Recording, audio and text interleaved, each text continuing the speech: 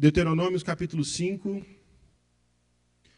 dos versos 8 ao verso de número 10. Diz assim: Não faça para você imagem de escultura, nem semelhança alguma do que há em cima no céu, nem embaixo na terra, nem nas águas debaixo da terra. Não adore essas coisas, nem prestem culto a elas, porque eu, o Senhor, seu Deus, sou Deus zeloso, que visito a iniquidade dos pais nos filhos até a 3ª e 4ª geração daqueles que me odeiam, mas faço misericórdia até 1000 gerações daqueles que me amam e guardam os meus mandamentos. A humanidade, ela sempre foi muito vidrada, muito apegada à imagem, né? E ainda mais nos nossos dias, nossa era é uma era que está muito apegada àquilo que se vê, àquilo que se pode mostrar, né? Nós até temos um ditadozinho que fala assim: quem não é visto, não é lembrado. Não é verdade? Porque muitas vezes é isso, nós temos essa necessidade quase que infantil de que eu preciso ver para crer. É a síndrome do Tomé, eu só acredito vendo. E nós estamos tão apegados a isso que isso também acaba vindo para a realidade da nossa adoração ao Senhor. Da maneira como queremos adorar o Senhor, da maneira como nós entendemos que devemos adorar o Senhor. Mas quando nós olhamos para a realidade das Sagradas Escrituras e aquilo que Deus revela para nós, principalmente quando nós estamos tratando do culto, o segundo mandamento, ele nos confronta com uma verdade perturbadora, uma verdade confrontadora. Deus é livre demais para ser capturado pelos nossos olhos e grande demais para ser reduzido às nossas formas. Nós adoramos um Deus que é onisciente, onipotente, onipresente, imensurável. Um Deus que não cabe dentro da nossa realidade, um Deus que não pode ser contingenciado, ele não pode ser reduzido, ele está fora da realidade, ele está fora, não fora da realidade, ele está fora da nossa realidade temporal e material. O tempo não limita a Deus e o espaço não limita a Deus. Como eu posso dar uma forma para um Deus desse? Como eu posso conceber que esse Deus pode ser capturado pelas minhas percepções visuais? É impossível, é impossível. E é nisso, então, que está aqui a preocupação do Senhor, para que nós não venhamos a ter uma perspectiva equivocada, errada em relação à nossa adoração. O primeiro mandamento fala: não terás outros deuses diante de mim. Então, o primeiro mandamento deixa bem claro quem é o Deus que eu devo adorar. Só existe um único e verdadeiro Deus. Esse é o Deus que é digno da adoração. Esse é o Deus que é digno da minha reverência. Esse é o Deus a quem eu me prostro perante Ele. O segundo mandamento vai nos orientar em como esse Deus deve ser adorado. O segundo mandamento não está só restringindo a questão dos ícones, da iconoclastia, né, das imagens que são feitas para adoração. É um reducionismo, é uma visão bem limitada daquilo que o segundo mandamento tem a nos ensinar. Por quê? Porque Deus, no segundo mandamento, está aqui mostrando como nós devemos adorá-lo, e só devemos adorá-lo como Ele mesmo nos ordenou. O pecado aqui não é necessariamente adorar a um outro Deus, mas é tentar adorar o Deus verdadeiro de uma maneira equivocada, tentar adorar o Deus verdadeiro de uma maneira que Ele não aceita. Lembra do vestido laranja? O vestido laranja que eu, novo no casamento, passei na frente da loja e olhei aquele vestido e falei assim: nossa, esse vestido é muito bonito, eu vou comprar para a Juliana. E quando eu chego com meu coração disposto a agradar a minha esposa, e eu dou o vestido para ela, mas é um vestido que ela não gostou, porque ela não gosta de laranja. Por mais que o meu coração tinha a intenção de agradar a minha esposa, eu não vou conseguir agradar alguém com uma coisa que não é agradável para essa pessoa. Eu não vou conseguir agradar alguém com um prato de jiló se essa pessoa não gosta de jiló. Vocês estão entendendo? O segundo mandamento tem muito mais a ver com isso. Tem muito mais a ver com como Deus deve ser adorado. E adorar a Deus com recursos que Deus não nos direcionou, que Deus não nos deu, com recursos que Deus proibiu, essa adoração é uma adoração falsa. Queridos, e nisso então a gente vai perceber algumas lições importantes para as nossas vidas. Nós vamos perceber algo que precisa moldar a nossa realidade. Se a gente voltar lá para o Êxodo, quando o povo ainda estava cativo, quando o povo ainda estava no Egito, o que Moisés fala para Faraó? Numa das idas ele fala, Deus pediu para eu vir aqui para liberar esse povo, para que esse povo me adore. O propósito de Israel era adorar, era ser uma nação referência de adoração ao Deus verdadeiro. O faraó achou que era só um culto, vão lá, adora e volte. Não. Esse povo é separado para glorificar a Deus, esse povo é separado para adorar o Senhor. Esse povo foi separado para ser bênção para as nações. Esse povo, quando foi chamado em Abraão, foi chamado para ser bênção para todas as famílias da terra. A adoração é o propósito da existência do povo de Deus. Por isso, queridos, que nós entendemos, e Calvino deixa bem claro, que nós somos adoradores. Nós nascemos para adorar. E quando nós não estamos adorando ao Deus verdadeiro, nós somos uma fábrica de ídolos. Nós estamos sempre criando ídolos para adorar. Nós estamos sempre diante de ídolos que requerem a nossa adoração. É por isso, queridos, que em primeiro lugar, quando nós olhamos para o segundo mandamento, nós precisamos entender a suficiência da voz de Deus sobre qualquer imagem. A suficiência daquilo que Deus diz. Deus proibiu imagens porque Deus escolheu se revelar através da sua palavra. Quando Moisés sobe ao monte para pegar as tábuas, Deus não aparece numa forma física, numa forma que pudesse ser perceptível completamente para o homem. Deus revela a sua palavra, Deus fala. Nós somos a comunidade que segue a voz do Criador. O próprio Senhor Jesus Cristo fala que as suas ovelhas escutam a sua voz. É a voz do Senhor quem nos conduz, é a voz do Senhor quem nos guia. No Sinai, lá em Deuteronômio, capítulo 4, verso 12, no Sinai o povo ouviu a voz de Deus, mas não viu figura nenhuma. O apóstolo Paulo vai falar que a fé vem pelo o ouvir, e o ouvir a palavra de Cristo. A fé bíblica, ela nunca é visual, ela é auditiva. Nós precisamos entender, querido, que nós não precisamos ver para crer. Crer não é um salto no escuro. Nós confiamos no nosso Pai, nós confiamos no nosso Deus, e o nosso Deus nos dirige por caminhos certos. A fé é aquele descanso na autoridade de quem falou. Queridos, muitas vezes as crianças na infância, quando estão aprendendo ali, algumas crianças que estão aprendendo a dormir sozinhas, no quarto escuro, começam a gritar em casa assim, pai! Aí quando o pai fala assim, eu estou aqui, aquilo acalma. Não acalma? Eu estou aqui, meu filho, pode dormir. Ah, o pai está aqui.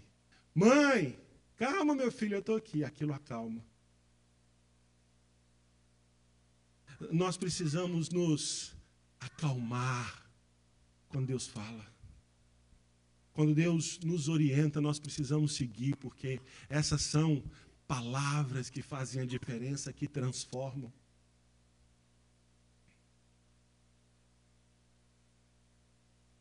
Nós precisamos ser como Pedro, que disse ao Senhor, para quem iremos, Senhor, se só Tu tens as palavras de vida eterna. É por isso, queridos, que existe um erro na representação gráfica de Deus ou da nossa adoração. Porque quando nós criamos uma imagem, quer seja ela física, quer seja ela mental, nós estamos reduzindo o nosso Deus a um nível de compreensão. quando eu tento reduzir a divindade, quando eu tento reduzir aquele a quem eu adoro a uma imagem, eu não estou adorando verdadeiramente o Deus que não pode ser compreendido.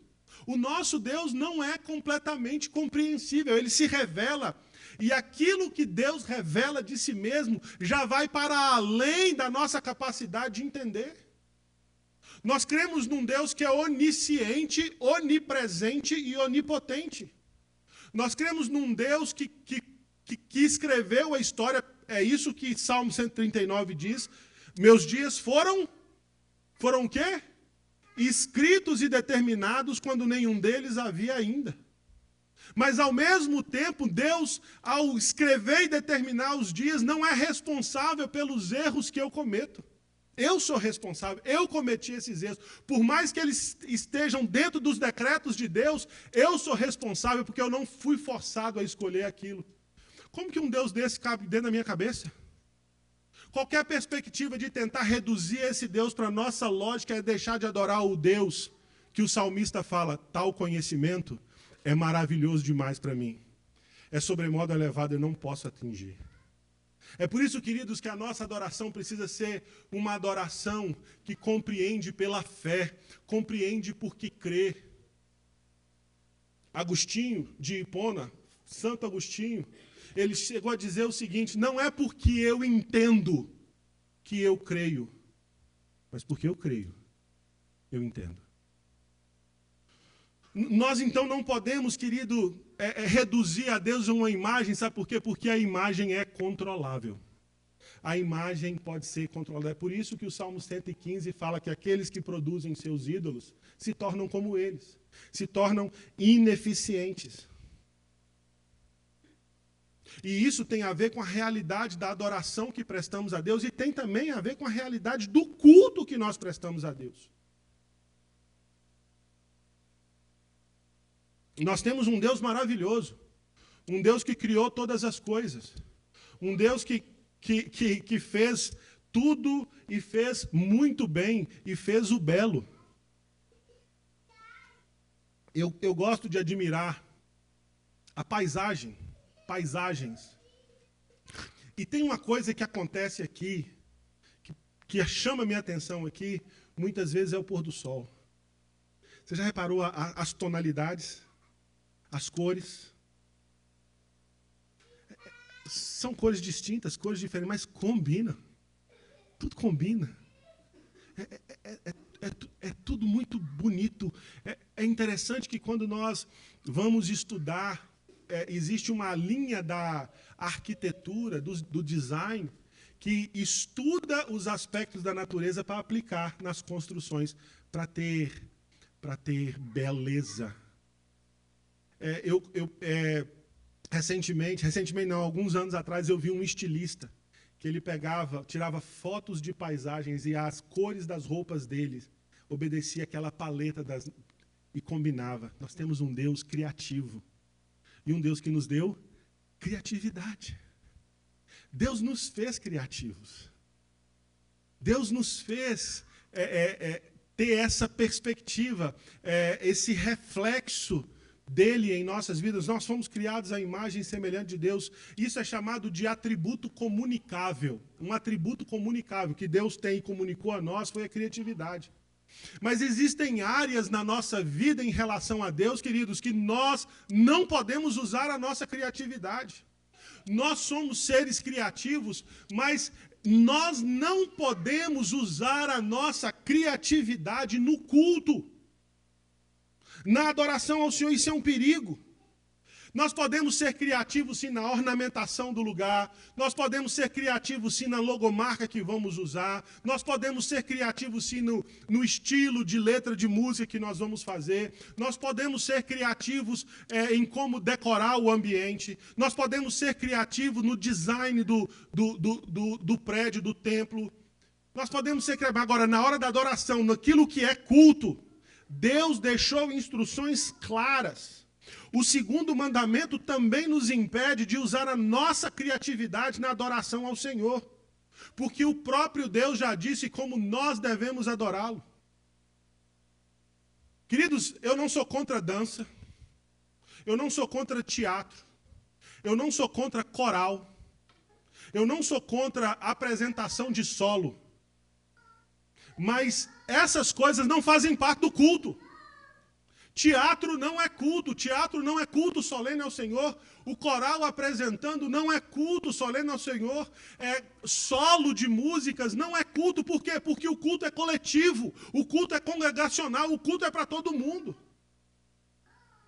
Então quer dizer que não pode ter um solo? Não no culto, pode ter em outros momentos. Então quer dizer que não pode ter coral? Pode ter coral em outros momentos, não no culto. O culto é limitado pela palavra de Deus. Pastor, mas tudo que eu faço é para adorar o Senhor. Sim, querido, nós vivemos para adorar o Senhor, mas o culto solene foi instituído por Deus. E o que faz parte do culto? As orações, a pregação da palavra, a adoração do povo de Deus cantada a Deus, a entrega dos dízimos e ofertas, a recepção dos novos membros pelo batismo e pela profissão de fé. E isso não pode ser mudado. Não tem criatividade. Não tem criatividade no culto solene. O culto ele precisa ser simples. É isso que quer dizer culto simples quando você vê numa das nossas camisas. Porque o nosso culto não foi a gente que escolheu como adorar a Deus. Nós estamos obedecendo como Deus falou que Ele quer ser adorado.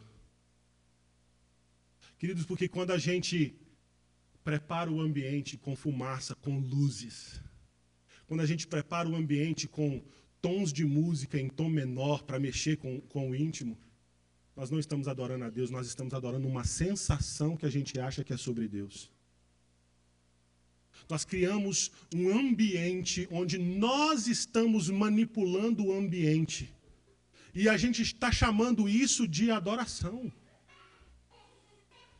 E não é assim que Deus nos chamou para adorá-lo. Deus nos chamou para adorá-lo conforme Ele prescreveu. Conforme Ele disse, conforme Ele falou na sua palavra. Uma vez conversando com uma pessoa, ela falou, pastor, eu entendo, mas eu não concordo. Eu falei, então você não tem que discutir comigo, porque não fui eu que escrevi a Bíblia, você tem que discutir com quem escreveu. Você tem que discutir com quem falou sobre isso, e você vai ter que falar com o chefe. Aí você tem que chegar para Deus e falar, Deus, eu não quero te adorar do jeito que o Senhor quer ser adorado. É a mesma coisa de chegar com um vestido laranja e entregar para a Juliana. Não vai agradar. Queridos, nós não estamos aqui para gostar do culto. Nós devemos estar aqui porque nós gostamos de Deus e queremos adorá-lo conforme Ele quer ser adorado. Conforme Ele quer.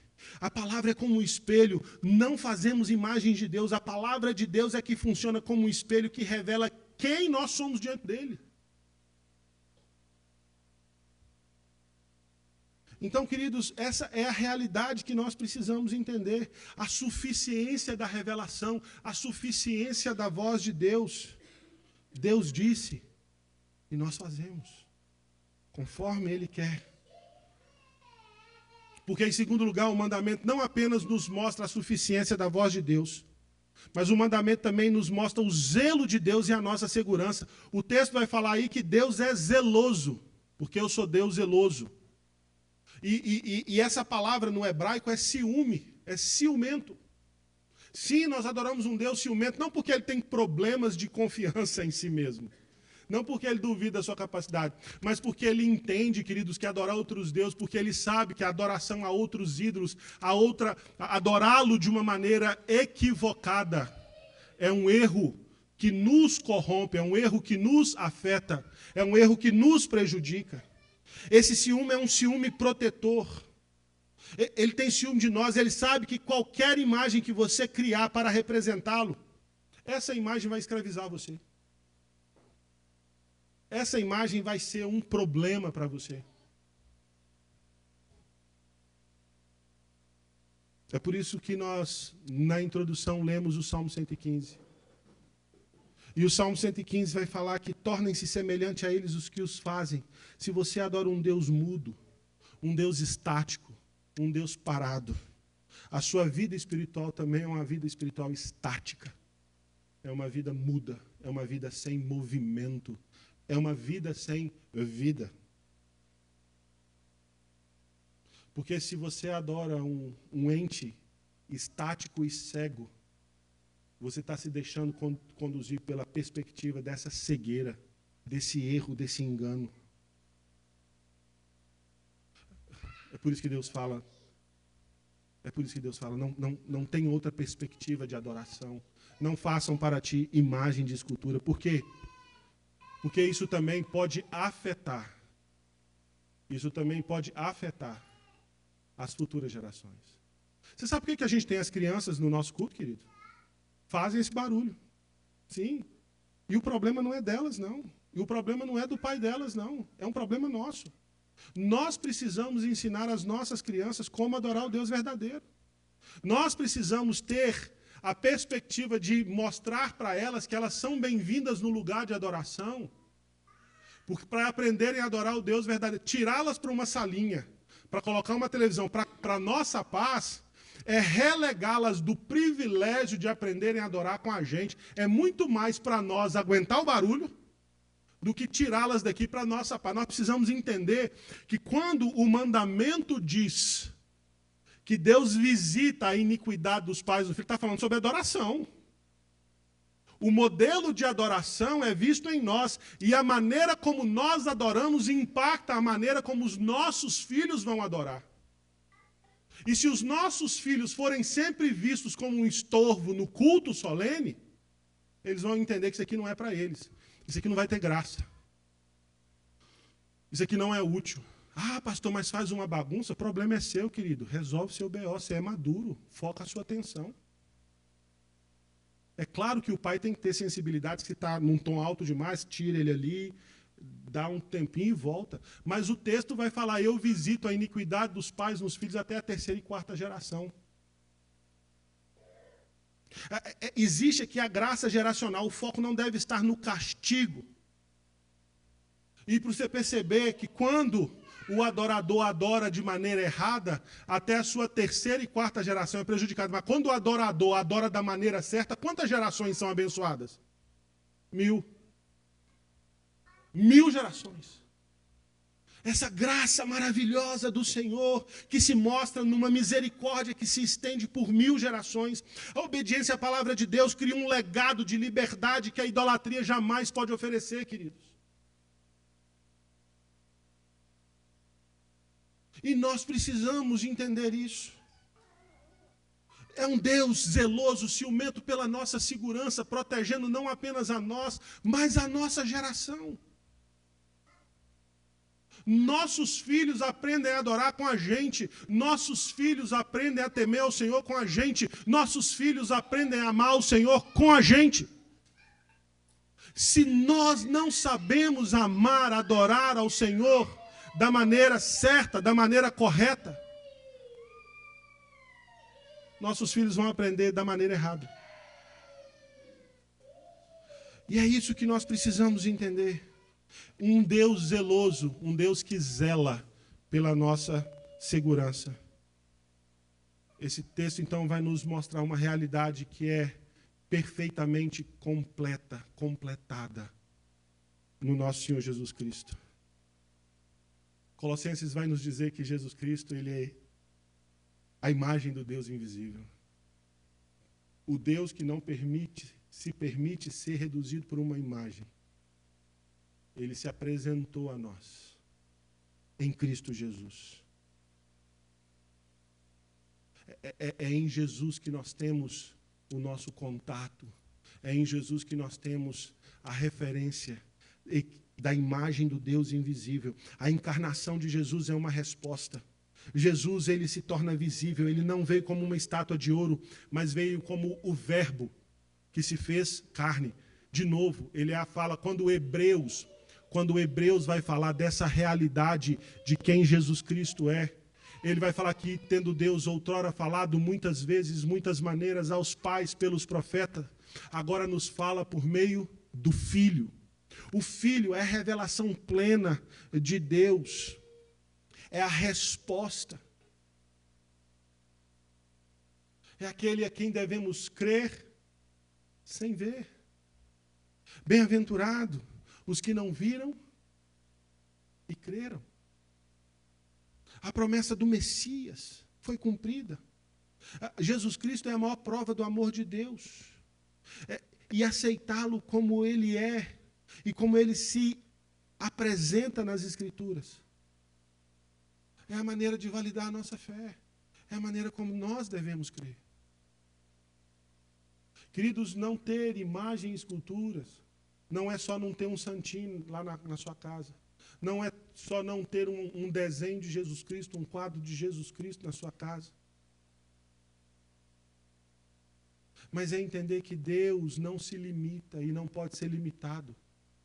Deus não é adorado quando nós inventamos novas formas de adoração. Deus é adorado quando nós seguimos as suas instruções, quando nós seguimos a sua palavra. O que dirige a nossa adoração não é o nosso sentimento, o que dirige a nossa adoração é a própria palavra de Deus. A gente tem que parar de deixar de ser místico. A gente tem que parar de deixar de ter essa perspectiva de sensações e sentimentos. Eu não estou aqui para ser agradado, querido. Eu não estou aqui para me agradar. Me agrada estar aqui para a glória de Deus. Me agrada estar aqui junto com os meus irmãos, porque isso alegra o coração do Pai. Me agrada estar aqui porque Deus está feliz, porque nós estamos aqui para adorá-lo. É muito diferente. Nós nos reunimos para agradar a Deus. E o adorador, verdadeiro adorador, precisa entender que na adoração, quem deve ser agradado é Deus. E o adorador deve se agradar de ser um adorador que adore a Deus em espírito e em verdade. Lá no Evangelho de João, Jesus Cristo ele se encontra com aquela mulher samaritana, lá em João no capítulo 4. E ele conversa com aquela mulher, e aquela mulher pergunta, qual que é o lugar da adoração? Onde que a gente tem que adorar? Olha, os judeus falam isso, nós falamos aquilo. O que Jesus Cristo responde? Vem a hora, e já chegou, em que os verdadeiros adoradores adorarão o Pai em espírito e em verdade, porque Deus busca adoradores que o adorem em espírito e em verdade. Adoração em espírito e em verdade. Isso quebra, querido, o local. Não existe um local específico para Deus ser adorado. Então quebra todo o localismo ali. A samaritana estava presa no onde? É neste monte, é em Jerusalém. E Jesus desloca o foco do lugar para a natureza de Deus. Não é onde. Mas o foco está em Deus, é quem? Deus é espírito, por ser espírito, ele não pode ser confinado a templos, a locais, a estátuas, a amuletos. Adoração em espírito significa que o santuário é um coração regenerado e não um objeto palpável. Não é onde eu estou, mas é aqui, ó. É aqui dentro. Em espírito e em... O que é a verdade? A tua palavra é a verdade. A gente adora em verdade, de acordo com a revelação, de acordo com como Deus nos direciona. Muitas vezes nós queremos sentir a Deus. Tem umas músicas, não tem umas músicas? A gente canta. E a gente sente um friozinho na espinha, aquele negócio todo.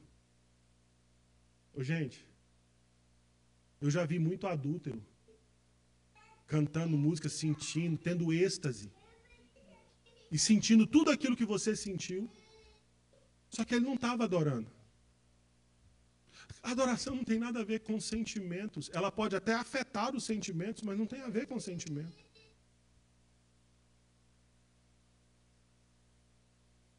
Nós temos que entender que Deus não é adorado por uma perspectiva emocionalista.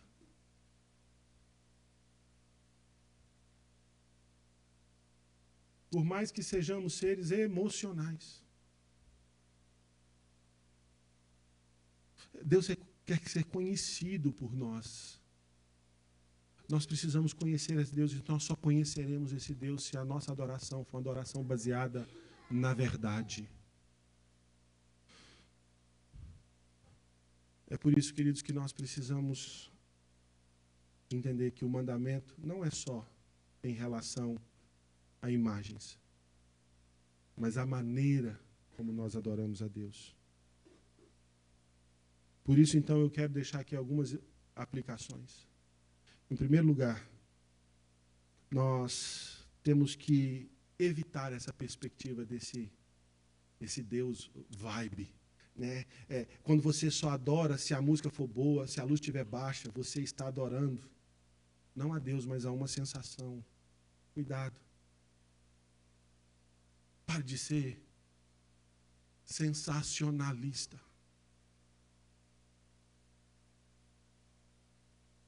Às vezes nós achamos que só a nossa geração é que canta música boa. E eu nunca vi tanta música errada, tanta música doutrinariamente equivocada quanto nos nossos dias. Ah, pastor, eu gosto daqueles corinhos de fogo. Que eu gosto dos 500 graus de puro fogo santo e poder. 500 graus? Só? Quem está medindo essa temperatura?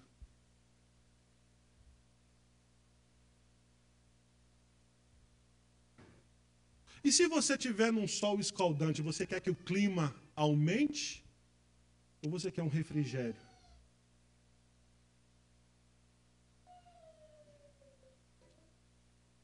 Muitas vezes, queridos, nós estamos adorando porque existe um espelho na nossa frente e é aquilo que nós queremos ver. Cuidado, Deus não está nessa vibe.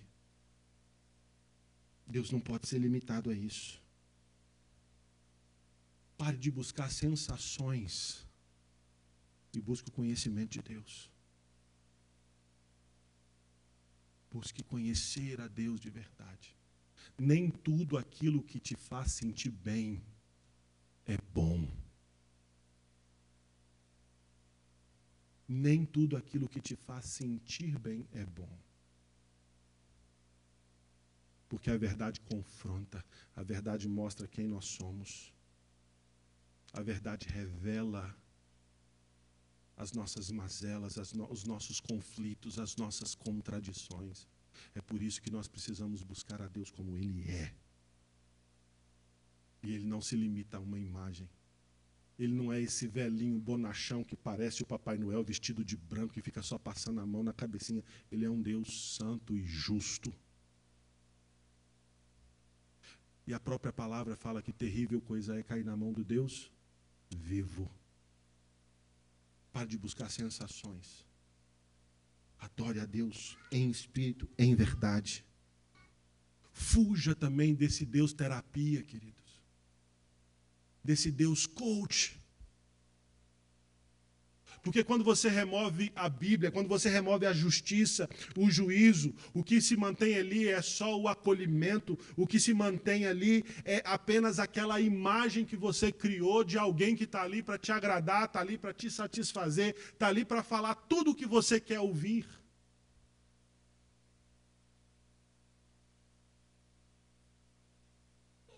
É tão bom quando alguém fala alguma coisa que a gente quer ouvir, né? Tão bom. E às vezes é tão desafiador quando a gente escuta alguma coisa que a gente precisava ouvir. Dentro dessa perspectiva, nós criamos uma imagem de um Deus que nunca nos confronta, de um Deus que nunca nos direciona, de um Deus que nunca nos repreende. E aí a gente entra nessa perspectiva desse Deus que foi moldado conforme a nossa imagem e semelhança, que fala, você é a menina dos olhos de Deus. Se Deus fez você ver, se Deus permitiu que você visse, se Deus permitiu que você tocasse, Deus permite que você tenha. De onde que isso foi tirado?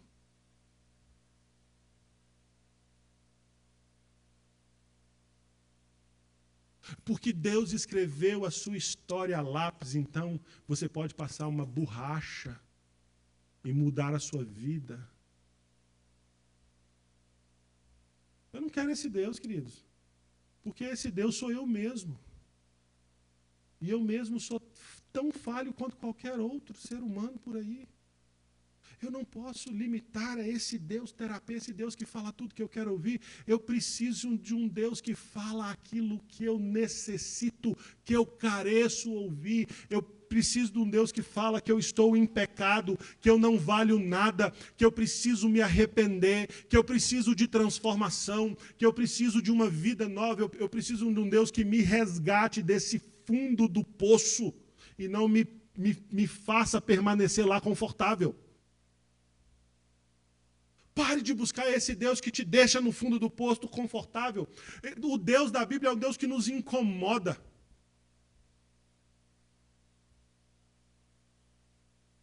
Como foi dito anteriormente, é um Deus que nos ama, sim, e nos recebe como somos, mas Ele nos ama tanto que Ele não permite que a gente continue naquela mesma vida.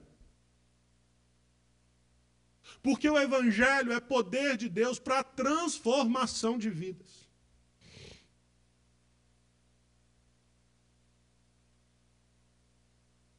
Fuja desse Deus vibe, desse Deus terapia.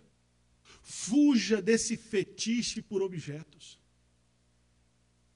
A toalhinha santa, o óleo ungido de Israel, a água do Jordão, o sal de não sei o quê, os portais de não sei o quê, a oração dos 300 não sei o quê.